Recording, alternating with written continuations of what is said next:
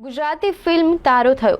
આ ફિલ્મના કલાકારો આજે ઉર્મી સ્કૂલના વાર્ષિક ઉત્સવમાં આવ્યા હતા, જ્યાં તેઓએ પ્રોગ્રામ ચાલુ થતાં પહેલા પત્રકારો સાથે ફિલ્મ વિશે ચર્ચા કરી હતી અને ફિલ્મનું પ્રમોશન પણ કર્યું હતું. આવનારી ગુજરાતી ફિલ્મ તારો થયો. આ ફિલ્મના કલાકારો આજે ઉર્મી સ્કૂલના વાર્ષિક ઉત્સવમાં ઉપસ્થિત રહ્યા હતા, જેમાં હિતેન કુમાર, કાજલ ઓઝા, વિયોમા નંદી, સન્ની પંચોલી, રેવા રાજ એમ જ ડિરેક્ટર ધર્મેશ પટેલની પણ ઉપસ્થિતિ રહી હતી. આ ફિલ્મની અંદર બહુ મોટી ટીમ છે. હું છું, મારી સાથે કાજલ ઓઝા વૈદ નામની ખૂબ જાણીતી વ્યક્તિ પણ મારી સામે અભિનેત્રી તરીકે આવી રહ્યા છે. લેખિકા તો છે જ, સાથે સાથે આપણા ગુજરાતને ખૂબ વાલી છે એવી વ્યોમા નાંદી, જેણે ખૂબ સુંદર ફિલ્મો તમારી સામે આ છેલ્લા 4 વર્ષ દરમિયાન લઈને આવી છે, એ છે. મારી સાથે સની પંચોલી છે, રીવા રાજ છે, અને સાથે સાથે મારા પારસી, અમારા બાવાજી, આપણા બધાના લાડકા એ ફિરોઝ ઈરાની પણ છે, વિસ્તાર ગોટલા, સોનુ ચંદ્રપોલ, બહુ મોટી ટીમ લઈને આવ્યા છે.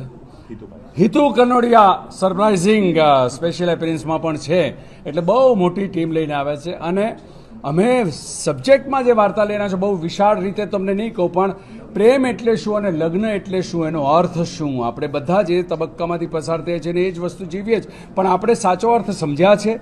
એ સાચો અર્થ શું છે એ હસતા રમતા ક્યાંક ભીના કરતા કરતા કહેવા માટે આ ફિલ્મ તમારી સામે લઈ આવે છે. આ વિષયની સાથે તારો થયો. સર, આ ઘણા બધા હમણાં સમાજમાં ખોટા મેસેજ જાય છે ડાયવોર્સને લઈને. આ મૂવીમાં એક એવો પ્રેમ બતાવ્યો છે કે થોડો દૂર જાય છે, તેમાં પણ તકલીફ થઈ રહી છે. જી, તો શું મેસેજ આપશો? ઘણી વખત એવું થતું હોય કે સોસાયટીની અંદર એક ટ્રેન્ડની અંદર લોકો અમુક ભૂલો કરતા હોય, કારણ કે એમની સામે એ રાઈટ વાતાવરણ ઊભું ના કરતા હોય અને લોકો કન્ફ્યુઝ હોય.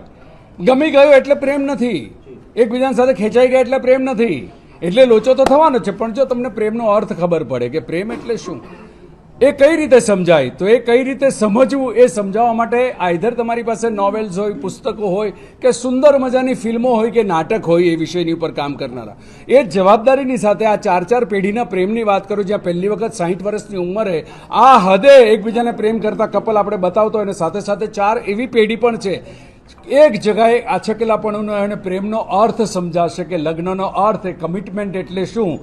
આ ફિલ્મ સફળ અમારા માટે ત્યારે થશે, બોક્સ ઓફિસ સિવાય, કે આમાંથી જોયા બાદ અમુક યુગલો પણ આ સમજી શકશે ને, તો અમારી સૌથી મોટી સફળતા હશે. કે એકબીજાની સાથે છૂટા પડવું તો સહેલું છે, પણ એકબીજાને બહુ અંગત રીતે જાળવી રાખવું આખી જિંદગી સુધી એ કેટલું મહત્વનું છે. અને મને ખાતરી છે, મને 100% ખાતરી છે કે 10માંથી 5 માણસો એટલી સાતો સમજશે જ કે પ્રેમ એટલે શું, લગ્ન એટલે શું. અને એ લોકો આ ફિલ્મ જોયા પછી પોતાના ઘરે જઈને અથવા તો પોતાની સાથે જે પાર્ટનર છે એને ચોક્કસ કહેશે તારો થયો.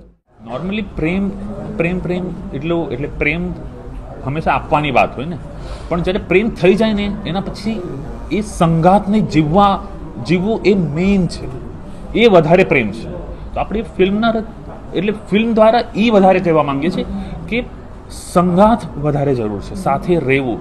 મન મોટાવ થોડું ઉપર નીચે રૂઠવું મનાવવું થશે જ, પણ એના સિવાય પણ અગર આ ફિલ્મ જોયા પછી, જેવી રીતે સરે કીધું, એક પણ કપલ એવું હશે જેનામાં મન મોટાવ હશે, એ ફિલ્મ જોયા પછી ફરીથી મળી શકે, એ સંગાથ આવી શકે, તો આપણે એકદમ સક્સેસફુલ છે.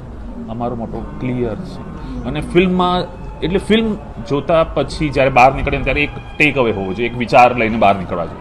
તો અમે એક વિચાર આપવા માંગ્યો છે કે આ વિચાર છે કે સાથે રહેવાની, એટલે સાથ કેવી રીતે તમે નિભાવી શકો એ ફીલ કરાવડાવવાની વાત અમે કરી.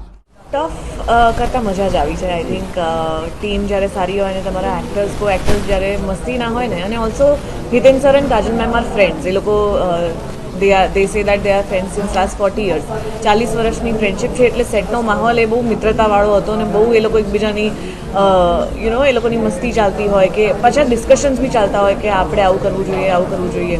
So it was a very easy going માહોલ. અને ઓલ્સો એ લોકોએ બિલકુલ એવો માહોલ નહોતો કર્યો કે એ લોકો સિનિયર્સ છે કે અમને એવું ફીલ કરાવડાવે કે તમે અમારા કરતાં થોડીક ઓછી પિક્ચરો કરી છે, કે એવું કશું નથી કર્યું. ઇટ વોઝ વેરી રિસ્પેક્ટફુલ, કે તમારા કામને પણ અમે રિસ્પેક્ટ કરીએ છીએ. તમે આજ સુધી જે તમારું નામ કર્યું છે એનું પણ અમે માન રાખીએ છીએ. તમારી પાસે પણ અમુક એક્સપિરિયન્સ છે જેને માન આપવામાં આવે છે, કે હા ચલો ધીઝ કિડ્સ, આ છોકરાઓ ભલે નાના રહ્યા પણ એ ઓલ્સો કંઈક લઈને આવે છે, એમનો એક્સપિરિયન્સ ને એમનું નોલેજ ને એવી રીતનું. તો જ્યારે કોઈ સાઈડ પર તમને આ રીતનું માન મળે ને, તો ત્યારે તમને એવું લાગે કે વાહ ચલો મજા આવશે, કે તમને કંઈક બોલવાનો ચાન્સ મળે કે સર આવું કરીએ, પેલું કરીએ, આ કરીએ.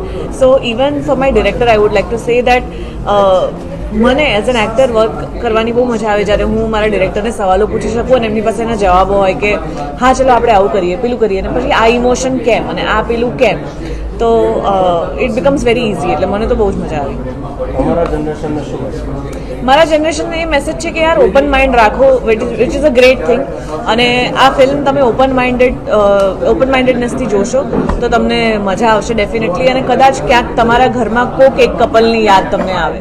આ ફિલ્મને માટે મારે ખાસ એ કહેવાનું છે કે આમ તો દર વખતે તમે મને વધારે પહેલાં નેગેટિવ રોલમાં જોયો છે, પણ આ એમ કહીએ ને કે આંસોના ટોળામાં એક કાગડો કોણ, એક કાગડો કોણ છે અત્યારે રિવીલ કરીશ તો મજા નહીં આવે. કારણ કે આના અંદર હું કાગડો નથી, પણ કંઈક સરપ્રાઈઝ છે કે સમય છે, તમે કામ એમ કહી શકો કે એના અંદર લાઈફમાં કંઈ ન ધાર્યું હોય ને થઈ જાય, એ કાગડો એ છે. એ તમને જોવાની મજા આવશે, સમજ્યા ને? બાકી તો ખરાબ માણસ તરીકે જોયો જ છે તમે, આમાં મને કંઈક જુદા રૂપમાં જોશો જે મને પોતાને કામ કરવાની મજા આવી. અને મને પણ એમ થયું મારા 45 યર્સના મેરેજ પછી કે રિયલી આ ફિલ્મે મને પણ કંઈક શીખવ્યું, અને મેં મારી વાઈફને કહ્યું હું તારો થયો.